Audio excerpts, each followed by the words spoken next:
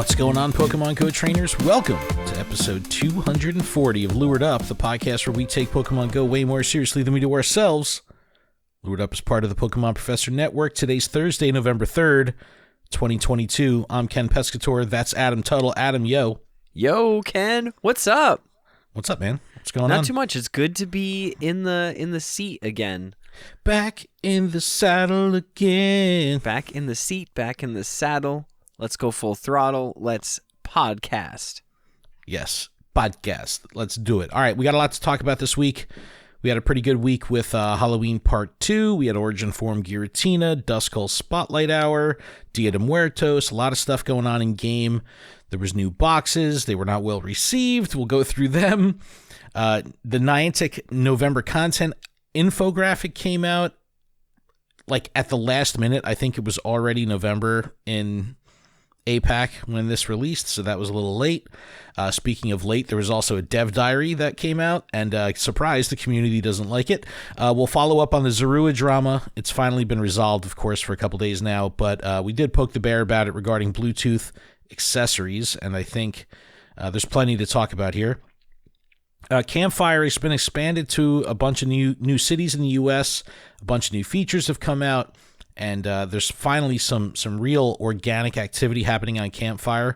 So that's pretty exciting. And Taiwan Safari Zone is a wrap. We have some stats to share from that event. And yeah, we'll just kind of go through all of it. But let's start with the last week, man. How's it been for you? And did you get a chance to play through the Halloween event? And what's your shiny luck, your haul, anything good come your way? I did get a chance to play, My shiny haul was a shiny Vulpix.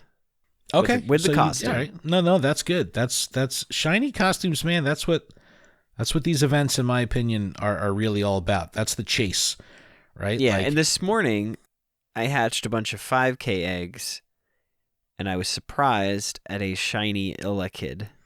Oh, shiny babies are good. That's always good because they're rare as hell. You know what I mean? You can never evolve that. You got to keep it. Got to keep it shiny. I mean, got to keep it baby. Yeah, but Electabuzz is like red. So, Electabuzz is everywhere though. The baby you can only get from the eggs. Like I got a shiny Hundo Magby from a hatch. It was like the greatest hatch I ever had. Baby. I was like, I will never evolve this thing ever.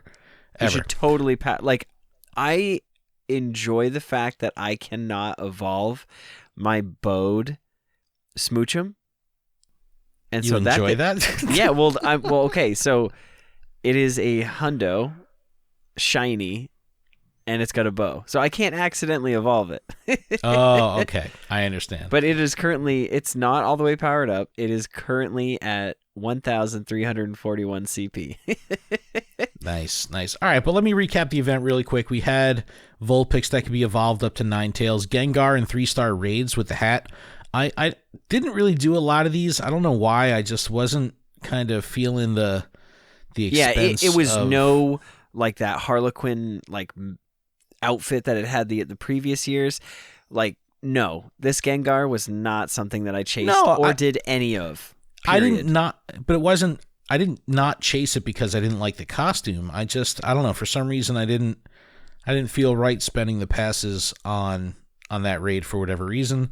Pumpkaboo with the little Men on Film hat, which was a good chase, especially coming off of Halloween week 1 when it couldn't be shiny.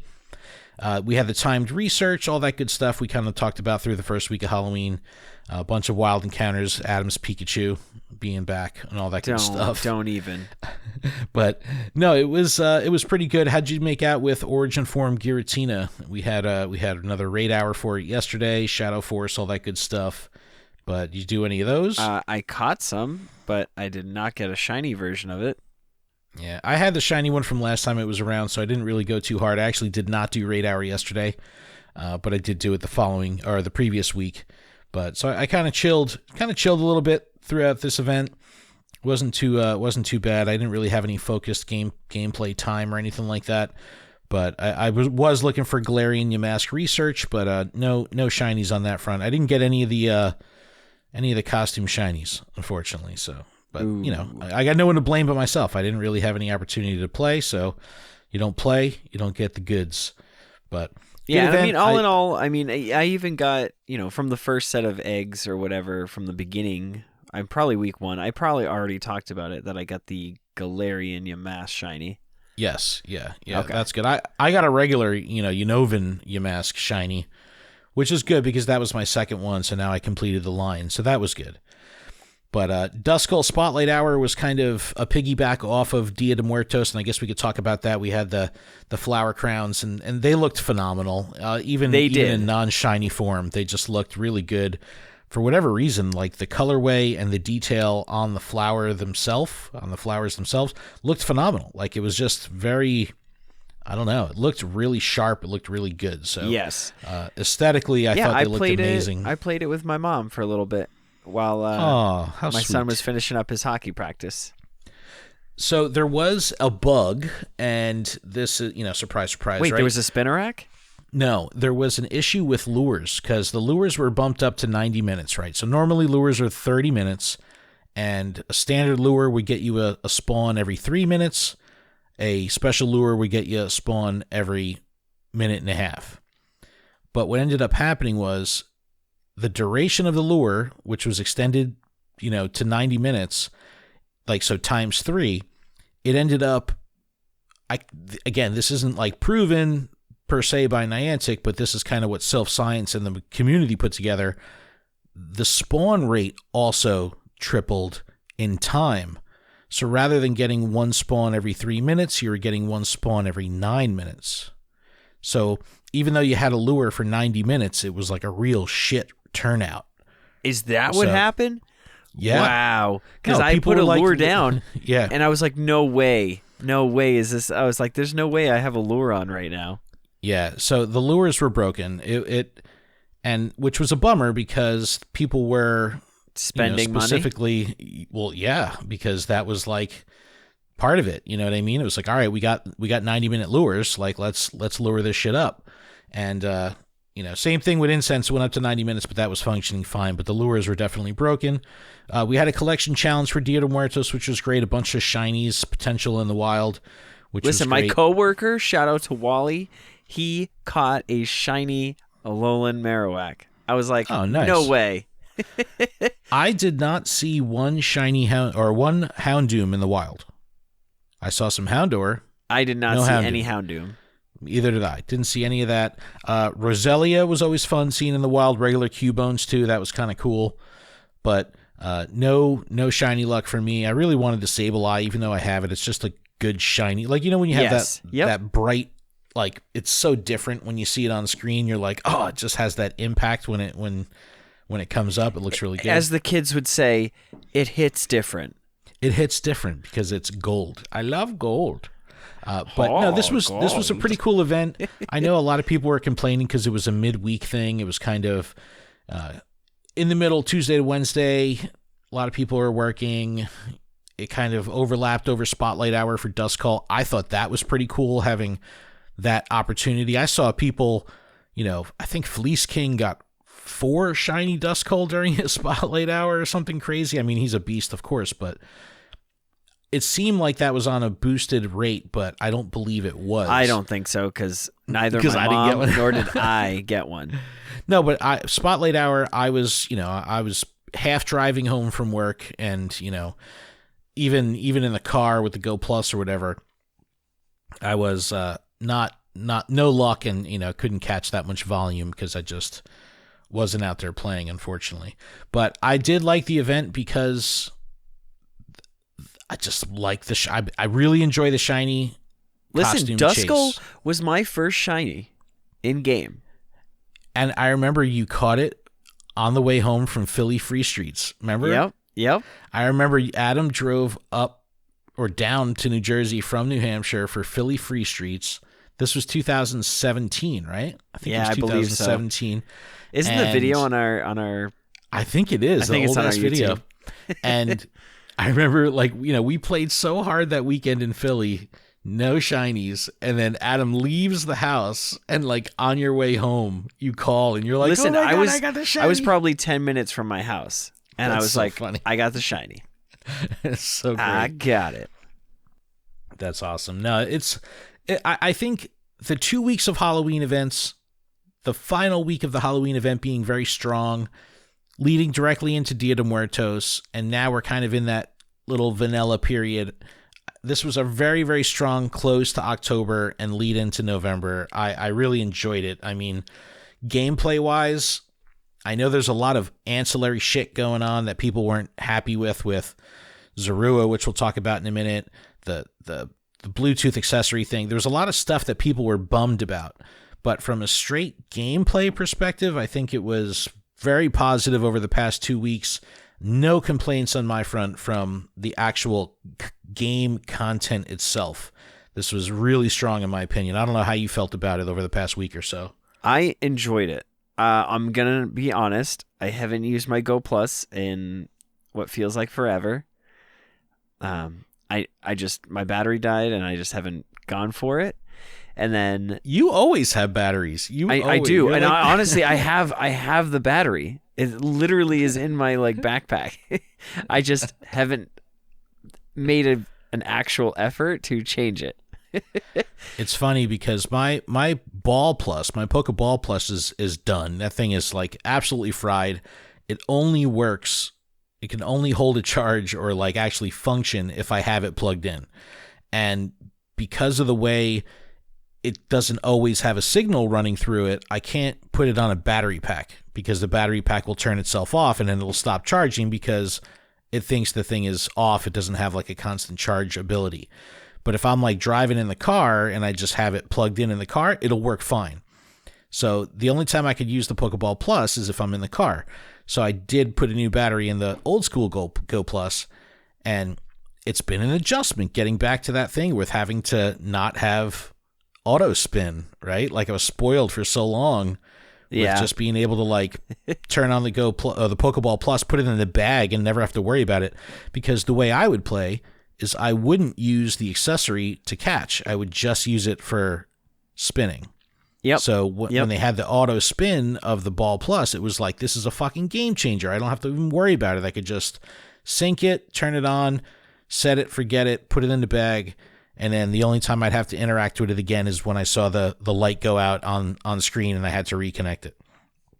So, but we'll get to that in a minute. And to circle back, the gameplay was awesome. Once they gave us Zorua and we were able to figure out how it happened and how it spawned, because I immediately texted you and I was like, is Togekiss supposed to be in the wild? Yeah. And I got a shiny one. You're like, wait a second. Because that was my buddy. And I immediately after we discussed it, I immediately turned it into my shiny Delibird, and it was the most heartfelt, heartwarming moment when I loaded up the game and there was 3. I was like, no way. I was like, this is such a little takeover. Yeah, and it's I knew that wasn't real, but it just felt so good to just catch them and see them constantly. I will say my house was definitely a hot spot for Zorora. Or nice. Zorora, I don't know how to say it. So I was seeing screenshots of these huge buddy clusters, people put Mew or Mewtwo as their buddy, and then they would have a whole shitload on screen.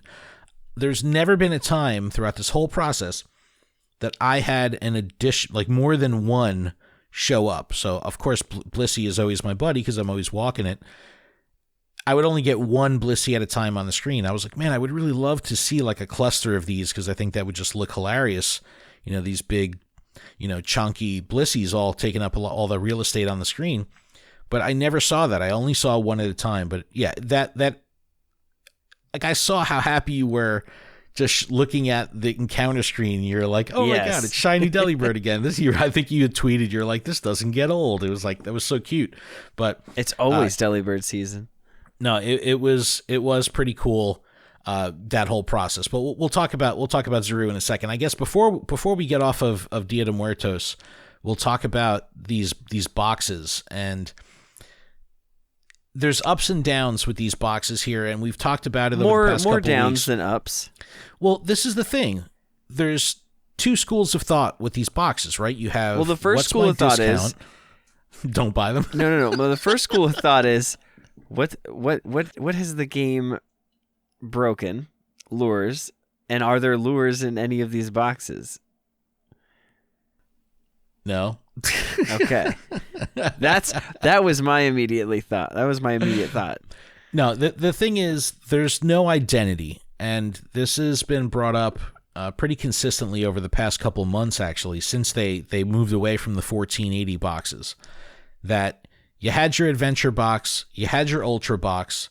One was clearly for raiders, one was clearly for breeders, right? You knew exactly what you wanted. Do I want to hatch, or do I want to raid? Now they kind of have this mishmash where a lot of the stuff just feels like filler, and at the same time as it feeling like filler, you don't necessarily feel like you're getting the right value. So right. It makes that purchase even more difficult. So GoHub always does a really good job of analyzing these boxes and putting kind of like a discounted value together. So I think aesthetically the boxes look great, right? Like, so the style of the box looks really cool. I love the colorway. Everything there is cool. But just the contents just weren't great. And this trainee box was 299 coins, 1 super incubator, 1 egg incubator, 20 great balls. Ooh, I love it when they throw balls in there. It's a discount of 51 coins. All right, so, not a bad discount for such a low cost of a thing. But can they please stop putting balls in these boxes? Like, what? Like, the person designing these boxes... It's like putting the round thing in the square hole. It doesn't go. Like, discount the box a little bit more and just do 1 incubator, 1 super incubator. Like, the fact that they're always trying to apply a value to some kind of ball is ridiculous. No one in the community, not a single person I've ever said is like, oh, thank goodness there's balls in this box, because I was not going to survive the next couple of days without balls. But 350 Pokecoin value, you get it for $2.99. It's a savings of 51 coins. Not great, but again, I don't want regular incubators. If I'm going to buy incubators, I want to buy super incubators. I don't want regular incubators. Next up was the Voyager box. Again, aesthetically, it looks fucking awesome. The bow, the ribbon, it looks really great. I love the style of it. It looks kind of techie. But in this box, $12.75 is the cost, so less expensive than what we were used to with the 1480 box, but still, still a $10 box, right? 4 regular incubators, 6 super incubators. All right, so you're like, okay, this is a hatcher's box, right? Yep. 3 silver pineapps, 20 ultra balls. What is the purpose? I do not need silver pineapps or ultra balls. I don't get it. So GoHub does a good job of applying value, and they're like, yeah, 20 ultra balls, 0 value. 3 silver pineapps, 0 value. Like, they're just so good. They're just value. Not part Zero of the value. They're not part of the computation here. They're just, who cares? This is the who cares box. About them? No value. But it's a 525 Pokecoin discount. So again, it's a good discount, but you're getting things that are no value. But I don't want 4 regular incubators. I want the 6 supers. Give me 8 supers and no regulars. You know what I mean? Like, I don't know. I just don't want regular incubators. No, just give me the 16 that came in the other one. Yeah. You almost such a get better that deal. 1480. Give me that box back. So the Explorer box, right, which is the pricey one of the day. Yellow and black, again, aesthetically looks great. $24.50. This is an expensive box. If you're dropping $20 to buy 2,500 coins, you're using all of it, just about. But here's the thing: 10 super incubators, decent, right? More than what we've seen. 10 regular incubators. Why? Who wants 10 regular incubators? Somebody does. No, not me. Not me. But then what they do is they start mixing it in with 2 incense and 3 remote passes. So, yeah, I'm probably going to buy the remote passes a la carte or standalone, right? Like, it doesn't even behoove you to buy the 3-pack right now, because it's just, you get no discount off buying them one at a time. So, yeah, I'll probably buy those anyway. I don't really want to buy incense 2 at a time. But raiding and incense don't have anything to do with fucking incubators. Like, they're mixing No, here. they don't. So it's like, if I want to hatch and I'm going to be spending $20, let me get something that's going to be dedicated to hatching. The kicker here, when you look at the big picture, is none of these boxes include regular premium raid passes. So why? Why would they lock out regular raid passes? I don't understand it. Not very cool. Now, but here's the thing. This Explorer box had a big ass savings, 1,430 coins. That's great. And they even kind of round things out with calling it 1,350. 1,350 discount. So that's a good discount. That is. But again, if I were to buy this, I would feel like I'm buying things I don't necessarily want. I don't want 10 regular incubators. I don't want 2 incense at a time.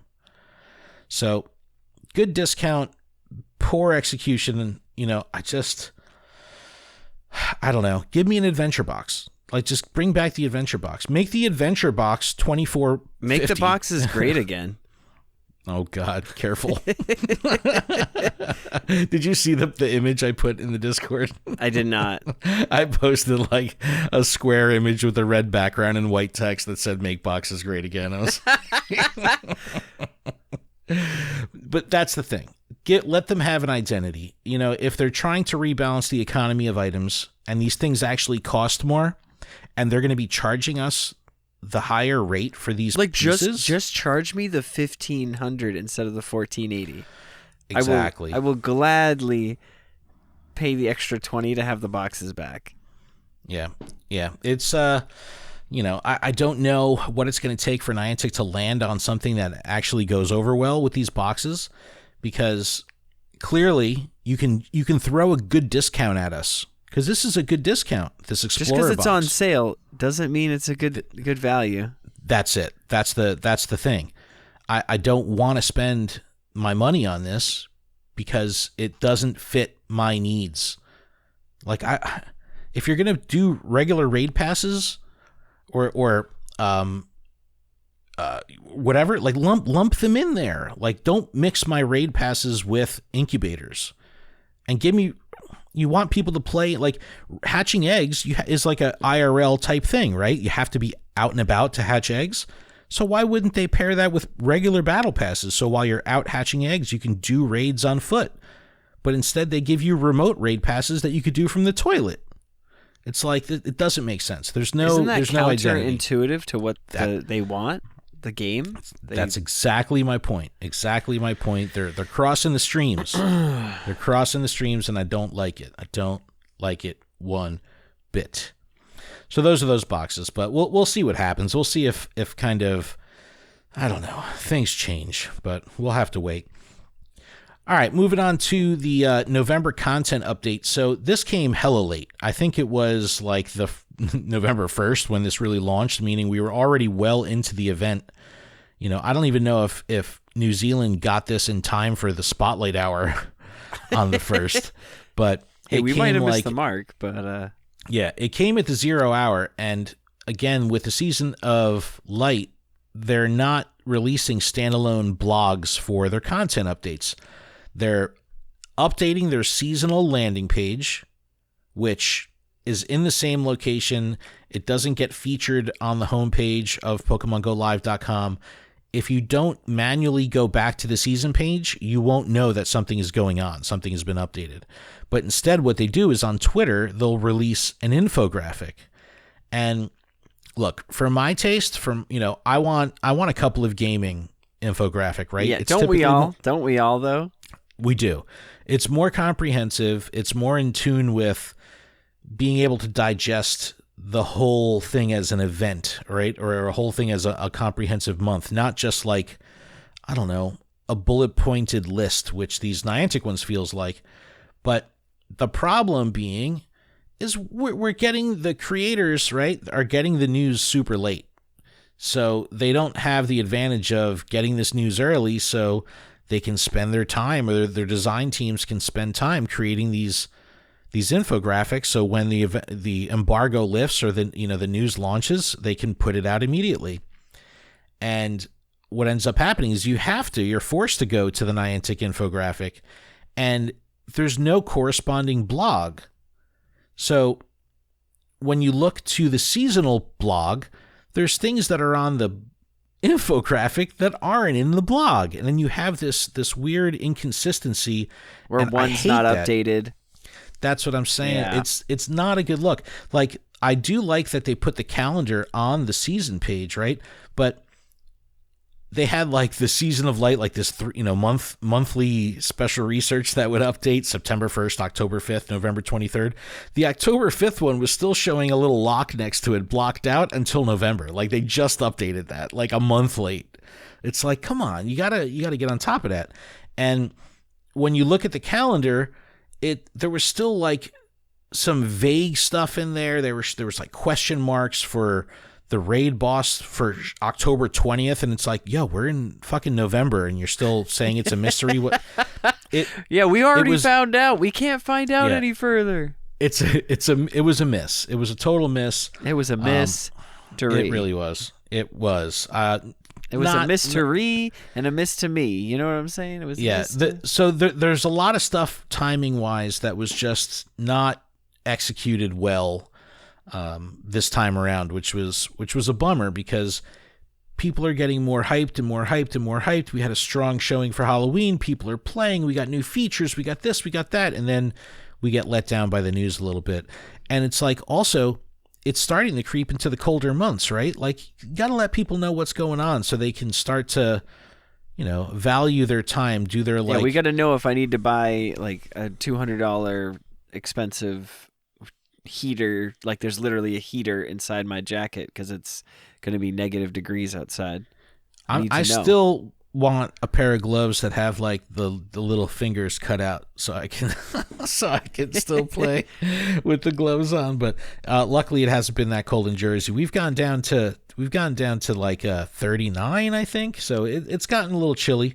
I don't know. This weekend for us up here in New Hampshire, it's supposed to be like 70 degrees. Yeah, I was going to say it's going to be beautiful this weekend. So we got a little bit of time to enjoy that before it starts to get cold. Oh my gosh, it's going to be 75 and 76 on Saturday and Sunday. Woo, it's going to be a scorcher. Wow. Well, that'll be perfect for Community Day Classic, which is coming on the 5th, Dratini, from 2 to 5. It's classic, It is classic. But no, it'll be good. You can get Draco Meteor for Dragonite. That'll be strong. You can get your dollar research, but Triple Dust, right? Like, you cannot go wrong with Triple Dust. A lot of new players, like the Dragon Catch Medal, is a holdout. So dragons don't typically spawn a lot in the wild. This is a really good time to kind of reinforce that medal and level that up, because you're going to have, the ability to catch a couple hundred dragons all at once. So that's all good stuff. But yeah, dreaming of Dratini, Community Day Classic happening this Saturday. That's fun. I'm dreaming of a community day. So looking at this content update and some dust. Looking at the infographic here, we have let's see, it's the 3rd right now. I'm going to try to do my best to drop this tomorrow on the 4th. So by the time you hear this, you're still going to have a couple days left of Giratina Origin Form through the 8th. And then the big news here is the release of Guzzlord coming on the 8th. Guzzlord.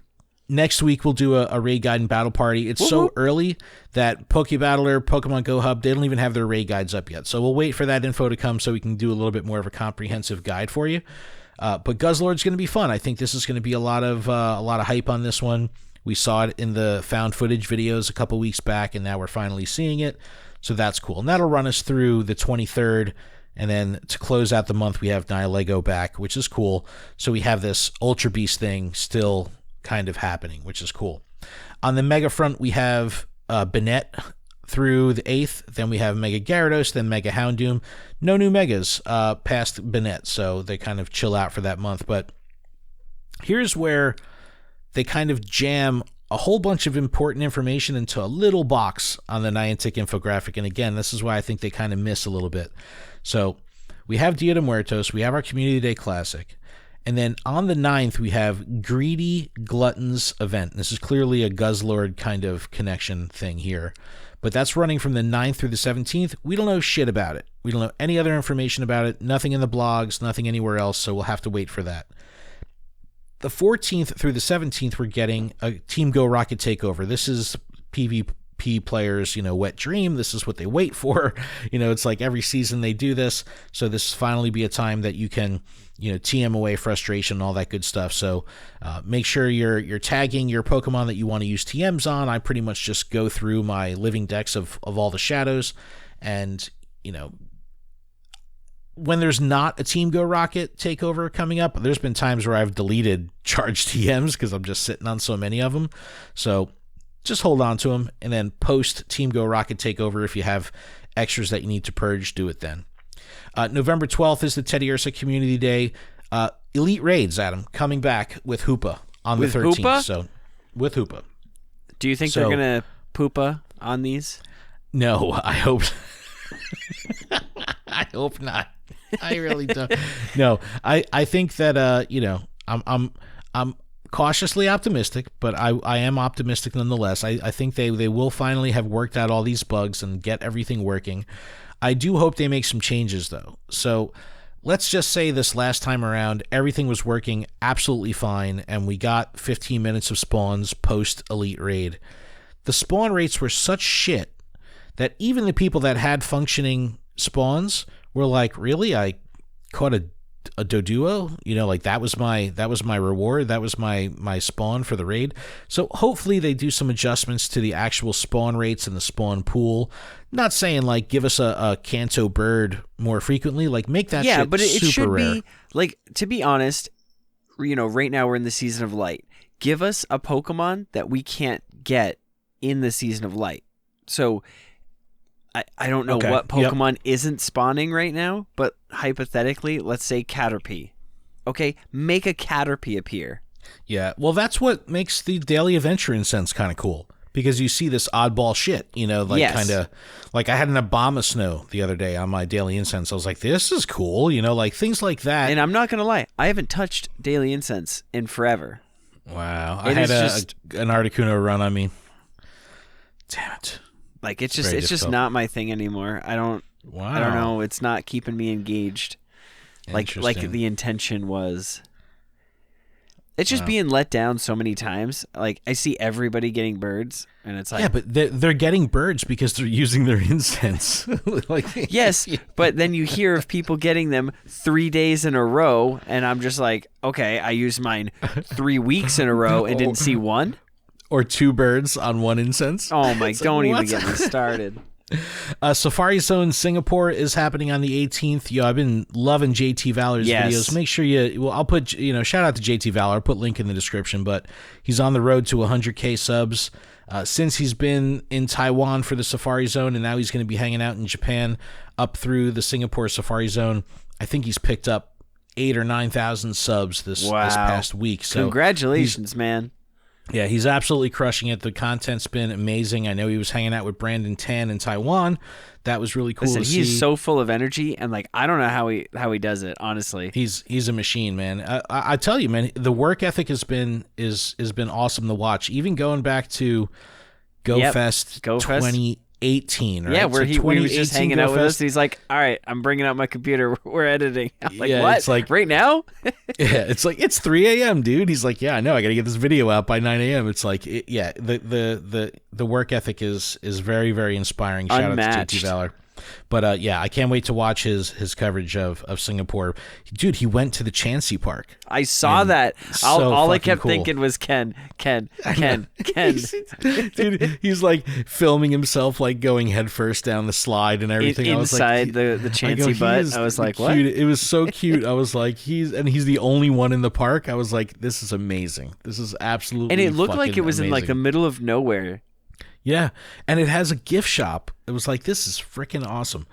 But anyway, raid hours for the month. We had Giratina. We'll have 2 weeks of Guzzlord, 2 weeks of Nihilego.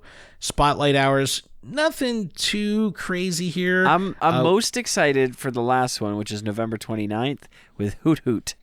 Hoot Hoot. So we have the Flower Crown, Duskull. We have Croagunk, Porygon, Petalil, which can't be shiny, and then Hoot Hoot. Yeah, Hoot Hoot's a holdout shiny. I do have one. I just caught one maybe 2 weeks ago or something like that, so that's good. And then our November research breakthrough is Starmie and a star piece. So I like the correlation between Starmie and a star piece. I get that, and it's okay. Like, it's punny, but they're giving us a star piece, so I'm very okay with this. Yeah, but no real connection to the light, Season of Light here. I don't know. What's a star? Maybe, I guess, a star. It's a light. Starmie. Star. The allure of getting a shiny out of the box is exciting. So when they take that away, it dulls the shine a little bit for me. How about that? It dulls the light. Yeah, I mean, if it was a star U, I think that would be better. No. Like, if I had to change one thing.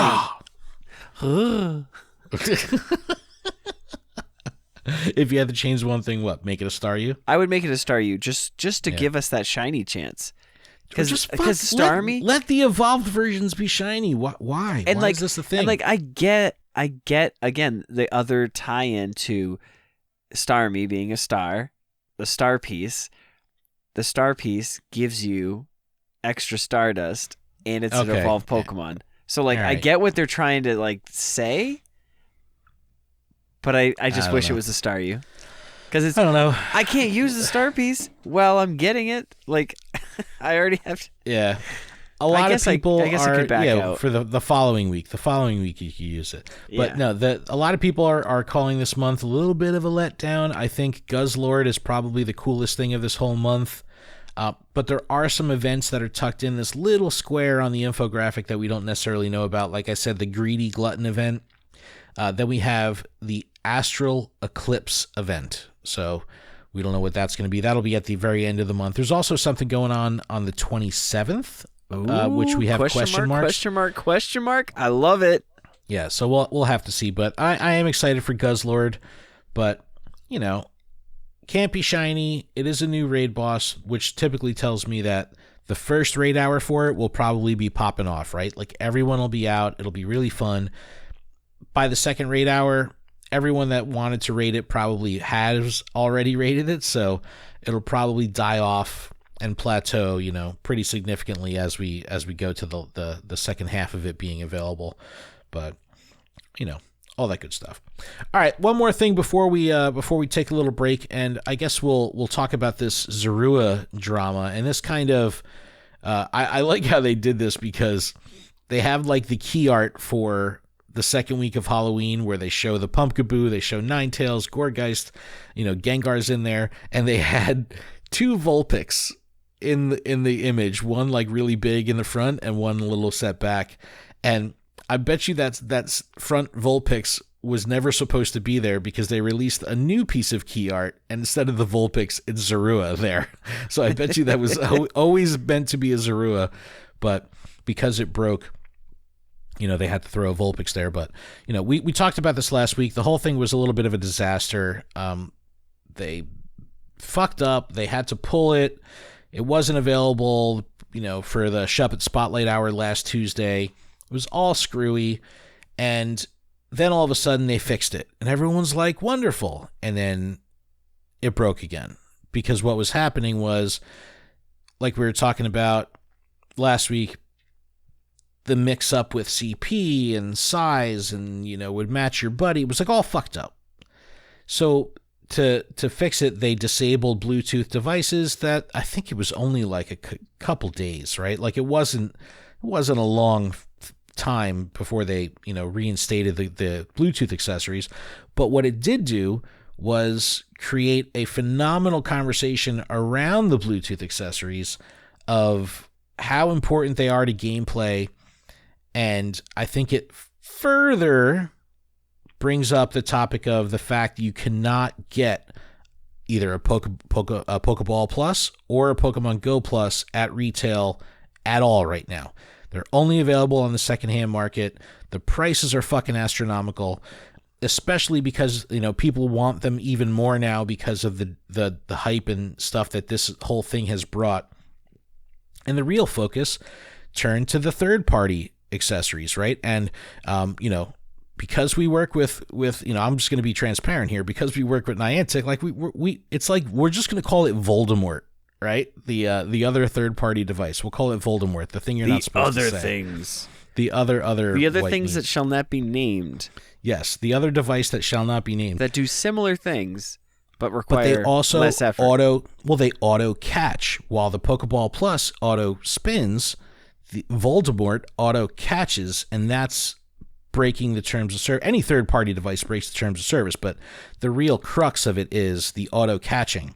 So in Niantic's eyes, if you use that device, you're a cheater, right? So let's get into Poke the Bear. We'll talk about this a little bit. Because I've had questions, or I've had like conversations about this with other players and that play a lot less, and they actually look at it like they're like, oh no, that's definitely cheating. And I'm like, oh, interesting. Okay. All right. Let's Poke the Bear and we'll talk about it. All right. So I asked a question on Twitter. Are you a cheater? And I'm an asshole on Twitter, right? So obviously no one's going to be like, oh yeah, ooh me. Yeah, I cheat in this game, especially knowing that eyeballs will be on the thread, right? So I state, using third-party Bluetooth accessories that auto-catch in Pokemon Go is considered cheating as it violates the terms of service. So let's get right to it. Are you a cheater? Sound off below. And I knew people weren't going to come out and just say, yeah, I'm a cheater, but I did want to strike up the conversation, which I believe it did, so it was pretty good. So I got a couple responses here. We'll go through it, then we'll kind of bounce, our thoughts off each other here. Pure Lighter saying, always use the original device. Never have I ever used anything else. Shows a picture of him wearing the bracelet. Adam, you used to actually rock the Go Plus bracelet, the actual I still have fabric. It's so great. I have no idea where mine is. I switched it from the clip because I was just kind of like clipping it on stuff. But then I lost it. And whereas like the bracelet, I can set it and I know exactly where it is. It's right on my stove. But I do like it. It's just one of those, the wristband, it doesn't necessarily stay tight or closed, if you will. It's just like a piece of plastic that like kind of digs into the fabric to kind of keep it there. My fat ass wrist doesn't work well with that thing, so I always had to keep it on just a clip, and I would just hold it anyway. Like, that's the thing. I like the feeling of holding the device. It's just like a whoopee to me. Like, I just feel complete. It's like, phone, wallet, keys, Pokeball Plus. It just feels good. Heracross Boss says Niantic needs to step up and put legit Bluetooth accessories into production again, or release a new modernized version with the same functionality as the Pokeball Plus, but in a sleek new ergonomic design. Parentheses, highly aware this probably is not on Niantic. So Niantic is not in the hardware business, and I think that's the challenge here, right? The Pokeball Plus, the Pokemon Go Plus, these are not made by Niantic, so the fact that they're not in production anymore, Niantic's hands are pretty tied when it comes to that, because they're not producing the actual hardware. Now, back in January of 2020, I think is when the Nintendo Direct was, when they announced Pokemon Sleep, right? And they were like, the Pokemon Go Plus Plus, and it was that big fucking clunky looking disc that they actually showed the actual hardware. And in addition to having like the sleep sensor and all that kind of stuff, it was supposed to also be, the same functionality as the Pokeball Plus. We never saw that come to fruition. That thing just like it was announced during the Direct and then presents, and we never heard about it again. So I ain't paying fucking secondhand market prices for any of these devices. It sucks. All right, couple more replies here. Augmented Naturally says, loyal to a T, the Plus devices are the only ones I use. I got a ton of candy from my Pokemon for Sword and Shield. Been burned by auto-catching from the days of Snorlax rare spawns, so I don't use catch assists. Yeah, well, that's part of the problem. Like, you don't want to, like, if they had a starter community day, right? You don't want to use your Go Plus to catch, because the catch rate sucks. The catching with one of these devices is the equivalent of a non-curveball regular throw. So you don't get any good, great, excellent, curveball. You don't get any of those bonuses. It's the lowest probability of catching. So you're going to have a shit ton of stuff run from you.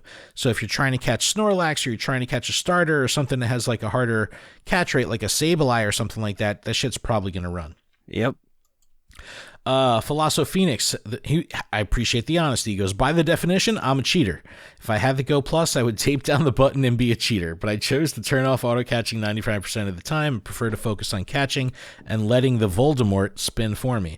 Also feel if Niantic decided to strike down on third-party usage, I deserve to be punished, as I willingly know I break the TOS. So, Adam, we've talked about this at length, right? Yes. The fact that can Niantic tell if you're using Voldemort versus using Pokemon Go Plus? And have they ever taken action? Have they ever banned anyone? Have they ever suspended anyone? Shadow ban, 7-day ban, light ban, whatever. Because clearly these auto-catchers will instantaneously go into the catch sequence the second it identifies there's a spawn available. Yes. There's no way, even if you have fucking, fighting game reflexes, that the thing is going to alert you that there's a spawn and you're going to press that button manually with your finger. There's no way that speed is going to be the same as, the milliseconds or whatever the instantaneous is of these auto catchers. So that would lead me to believe that, yeah, they could probably tell that some shenanigery is going on here. I think the only way that they could really tell would be something like on a community day where it's like catch, like so many catches are just going off nonstop. But I guess everybody is technically trying to catch as much as possible. So Raiders United says Niantic removing access for their own devices is the issue, not third party. What really blew up the situation was how the community manager handled it. Oh, that's another topic we got to talk about. Kelsey got into some shit. People were Twitter was being full Twitter to Kelsey, which was not cool. Threats, the whole 9 yards over the fucking Bluetooth accessories. Such bullshit. Shout out to Kelsey. Don't get me wrong, the best manager we've had to date, but they should filter their public opinions a bit. So yeah, we'll talk about this on an upcoming show, or maybe we'll do a little Twitter space or something like that about it. But a lot of shit went down and people had a lot of feelings.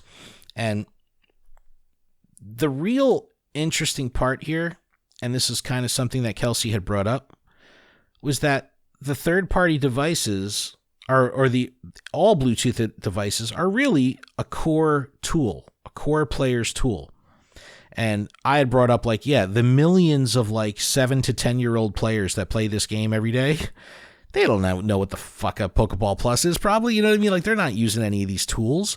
So it's really only the torches and pitchfork mob on Twitter that really got bent out of shape about this, which leads to another problem of the communication only comes through Twitter. So if you're not on Twitter, you're like, why isn't my device connecting? This is people were messaging me oh shit, I think my thing's broken. It's well, no, you didn't see the tweet? They're no, I'm not on Twitter. What's going on? So again, another rabbit hole of issues. They did end up putting out a in-game news notification with, daily dollar short kind of thing.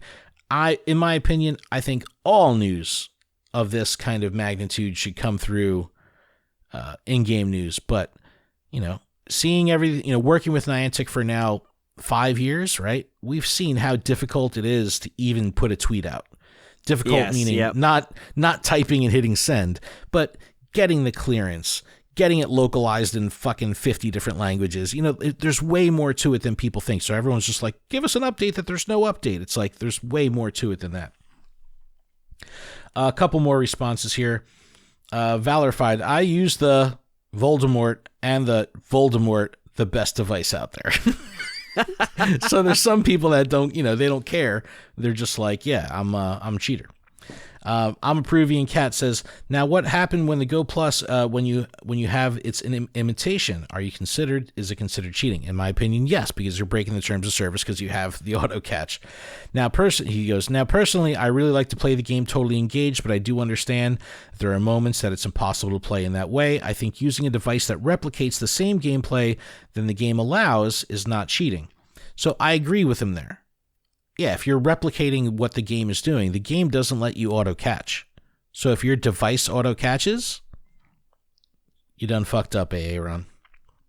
Lachlan says, I use the Pokeball Plus proudly. Empire says, I would like to present you Nebby. Yo, he has the most pristine Pokeball Plus. This shit looks straight out of the package. I don't know how he does it. Darth Rokem says, I've been hand-catching and spinning since day one. And then I retweeted and I asked a question like, how much does this impact you? And I got the whole gamut from this fucks me because I work all day. This is really the only way I can catch. A lot of PvP players that are like, I don't have time to actually go out and play. So if I want to get Stardust and get the catches and try to get, things that I could trade to try to get the right IV combination or whatever, that shot them down. So it was a big deal. It's fixed now. Of course, you can't slice a pie a million ways, right? So people are always going to have something to be upset about. But yeah, you can't make everyone happy. You're not tacos. You definitely can't. Yeah. Tacos. You're totally right. But this was a really good topic. But I guess, Adam, we can kind of share our thoughts here. And I'm from the school of thought of, look, if something's broken, you got to fix it. But what should they have done here? Was the right thing to do disable the device, or was the right thing to do to just continue to disable Zorua? And that was the big question. Now, logically, I see that they have all these incredible marketing videos for Zorua. They've got all these tweets, all this shit lined up. It's way easier to say we're going to disable the Bluetooth devices because there's no marketing machine in motion regarding those devices. Right, yeah. I totally agree with that. Yeah. And it also impacts a very small percentage of the player base. I had shared the whole thing in our Discord of the scene from Fight Club when he's talking about, when do car manufacturers do a recall? And it's like they when a car crashes, because there's something breaks on the car, do they actually perform a recall? Well, they have to do this cost analysis of, how much damage does it take? What's the reconciliation of that damage? Is it worth it to cancel it out? I think here there were so many marketing machines in motion, so many gears moving with Zorua that keeping Zorua offline for longer amount of time was just not a possible play. They had to disable it. So did it suck? Yes. Did they fix it quickly? Hell yeah. I think they did a great job. And the other thing, I know for a fact that Niantic was fucking scrambling to get this fixed. A lot of people think what are they doing? They're not giving us any update. They must be sitting on their thumbs, right? No. You need to understand and have a paradigm of understanding that when something breaks in this game, they're on it. They are fucking on it. And it's like, if you think otherwise, you're either being ignorantly, blissfully ignorant, or you just want to be in that position to, I don't know, have something to shit on. Stir the pot. But what do you think here? Do you think that they handled this the right way? Are you sympathetic to the situation? I'm sympathetic. It was upsetting that, other parts of the world got it for the little short time that it did. It just kind of felt like, when it was our time for Spotlight Hour, we kind of got that shot. I didn't even play because I was just genuinely upset about it. But I think the way they handled it overall, so what they did afterwards, was amazing.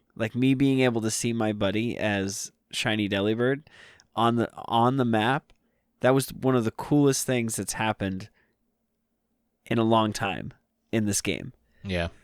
I think Zura in total, it was a good... They made good on it. Because I still got some.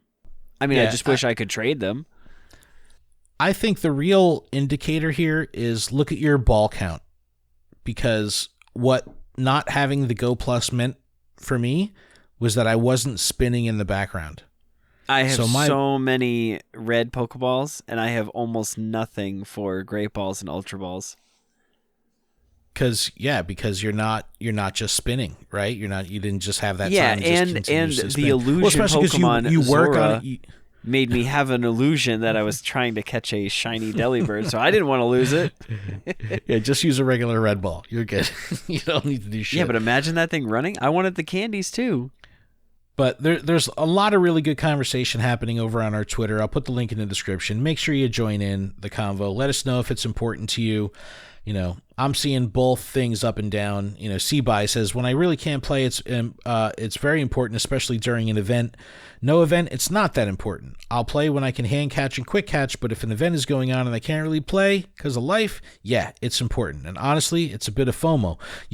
That's what I mean. Get that. I totally get that. And they're like, well, absolutely. And then I've had the argument, well, like, oh, you're at work. You should be working and not worrying about what's in the game. But it's like the anxiety and the fear of missing out happens, and it's real. Yeah. Like, I can't tell you when Pokemon Go Community Day first happened, and it was the Pikachus. I was working that day, and the anxiety. Me too. Being like, oh no, somebody just walked in. Like I can't catch anything. Oh, I was like freaking out. It was bad. It was very bad. Yeah. And then that was. I think that was the point where I was like, I need like this Pokeball Plus. I need something. Yeah. I submitted some stops today on my lunch break, some nominations, and I think I'm going to be able to get a stop approved that I'll be able to reach from my desk at work. Game changer. Fucking game changer. If this, I put an upgrade on it and everything, so hopefully it'll get through soon. But no, yeah, it's an interesting topic. You know, let us know what you think. But Adam, let's take a little break. When we come back, we can talk about this dev diary. We'll talk about Campfire.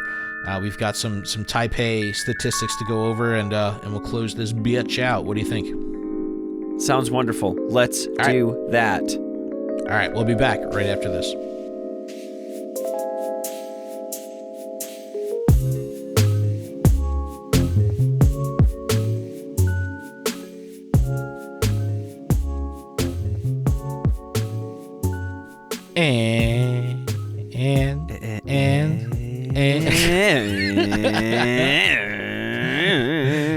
And we're back. That was like a kind of car racing thing. By the way, did you see that NASCAR driver do that GameCube as video game move to get second place in the race? Did you see that? I did not. Shit? Well, it's worth looking it up. Just Google NASCAR, you'll see it. The dude was in the final turn of the race, and rather than like racing and try to like pass his competitors under normal circumstances, he just fucking put pedal to the metal and rode the wall around the wall like a video game at like fucking full throttle. It looks fake. It's absolutely hilarious. Anyway, a little housekeeping before we get to the ass of the show. This podcast is powered by Patreon. You can check ours out over at patreon.com/Pokemon Professor. You can support the show for $1. So cheap. So good. With that $1, you can access our patron exclusive Discord, which is a fantastic place filled with fantastic people, and all patrons are eligible to participate in our monthly Pigo and TCGO prize tournaments. Registration is in the Discord. We hope to see you there. Our TCGO tournament for November is kicking off on Friday. We're still in discussion for Pigo. We're trying to figure out what we want to do. A lot of good ideas going around the Discord right now.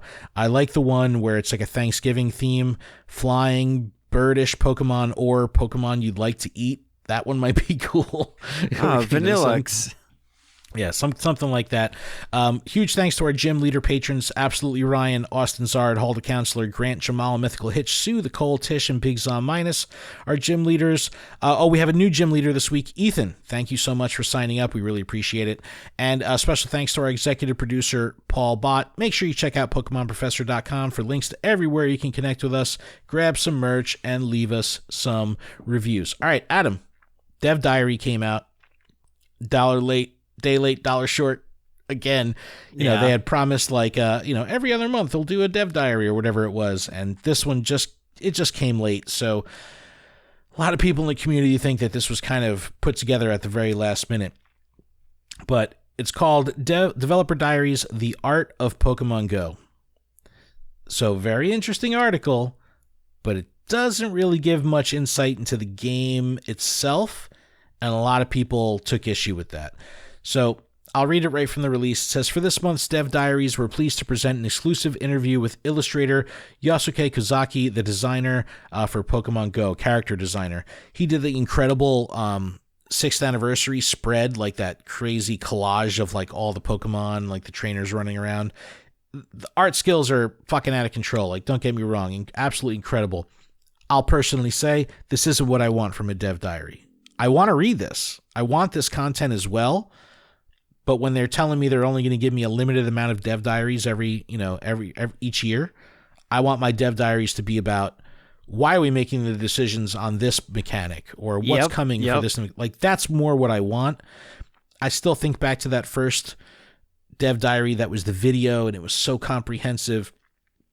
I don't think they've ever really been able to recapture that amazingness of that first Dev Diary, and this one definitely felt rushed. But no disrespect to Kozaki here, because there's tons of great information in this Dev Diary. I would have just rather had this as a blog and not labeled as a Dev Diary. But they asked him some really cool questions. What made you decide to become an artist? What was in your mind when you designed? I'm assuming that he's responsible for some of the new aesthetics on the team leaders and Willow and that kind of stuff, because they asked him about designing Willow and all that good stuff. His response was actually pretty cool. He goes, maybe the characters really do exist. I wanted the designs to provoke this kind of feeling because I believed the concept went well with Pokemon Go, a game that uses AR technology to link reality and the world of Pokemon. So there's some cool stuff in here. But again, I don't know. I think I just want information on game mechanics. So when they talk about art or design, I just don't know. No offense. No offense. I don't know. What do you think? I mean, does this tickle your fancy for a Dev Diary, or do you have any interest in this? It's a good read. I'm kind of impartial. Like, it doesn't necessarily, like, I would rather this than them talk about something that I don't have any idea about. I agree. You know there. what I mean? Like, if they were like, still oh, an interesting let's talk topic about S2 cells or something like that. Like, I don't necessarily want to read it. I know. I get it. But I'm just saying, like, I would be more interested in reading this than something on that. No offense to way spotters. Yeah. No, it's. I think they with everything that's been going on, with all the stuff that's been released, with all the new mechanics, with all the live events, with all the other madness, I think Dev Diaries definitely got the brush under the rug treatment a little bit, which is kind of a bummer. So, like you said, good read, definitely intriguing, definitely educational, just not enough actual connection to I the really game. enjoy the last question, the insight onto, like, what would you give as advice to people aspiring to be artists, and it's just really good. No, that again, great question, good points, good read, but I'd much rather them say, like, okay, this is why we decide that you can only hold 3 remote raid passes at a time. Like, those are the questions I want answers to. We don't want you to have a stockpile. We want you to keep going into the shop. Maybe the next Dev Diary would be like, why the boxes suck. Please, we need to know why. We need to know why. Who's making these rules? You asked, we listened. Suck it up, Buttercup. Pay up, bitches. Oh, that's so funny. All right, let's move on to Campfire. This is really exciting. So Campfire had some significant updates. They gave us some additional invites to give out. That was really cool. It got released in additional cities throughout the U.S. And the most important thing, Adam, they allow, now you can add pictures. You can upload pictures in the channels and actually show stuff. So if you have like a show-off channel or whatever, or you want to post a nude, you can do that. No problem in Campfire, completely unsolicited. It's great. No, there's you could post photos now in the channels. That's great. But really the big deal, the big news that came out this week is Flare chat. And we've been talking about this since GoFest because we did these incredible campfire, raid trains, but we couldn't communicate with the people around us. Now, if you light a flare, you can go into that flare and it immediately will put you into a chat. And you could say, hey, I'm coming, or hey, give me a remote raid pass or a remote invite. You can actually chat with the people around you, regardless if they're on your friends list. It's a little bit of the wild, wild west. So we have to be prepared for unmoderated chat. That's the downside. But you can now jump in. You also have notification filtering. So you have a friend in fucking East Bumblefuck, Europe, that there's no way that you're going to be doing that raid in person, but you're still getting their flare notifications and it kills you. You can disable that. You could say, I only want nearby raid notifications, meaning it's just going to show you raids that are within 3 miles. So if the flare goes up within 3 miles and you have nearby set on or near me, you'll get notified. You could still go into other flare chats and talk to request a remote raid invite, but the fact that you can now communicate with the people around you, even if you're not friends with them, absolutely awesome. And our community has been popping off because now you have so many new people in Campfire and people are just searching by proximity. And, I'm in Bayonne, New Jersey, right? So I'm in close proximity to New York City. So I have a lot of New York City trainers jumping in. I see, we have like an introductions channel in our community, and I get a lot of people saying they're from my immediate area. And it's like, this is fucking awesome. Like, I love this because now I'm getting introduced to all these new players just based on Campfire because they happen to be finding the community based on a proximity search. So, have you gotten your Campfire shit sorted? Did you re-download it? Listen, I just looked at it and I just logged in and I had working? A message from Leviath the Hype. It was like, dude, you're funny. Open my gifts. Phenomenal. That's awesome. But no, it was cool because I was getting fucking lit up with notifications. People just lighting flares everywhere, and it was like it warmed my heart because I was like, all right, people are using Campfire. This is good news. This is a positive. Just let me temper these notifications a bit. And then they followed up with the notification filters. I was like, yes. Things are actually happening.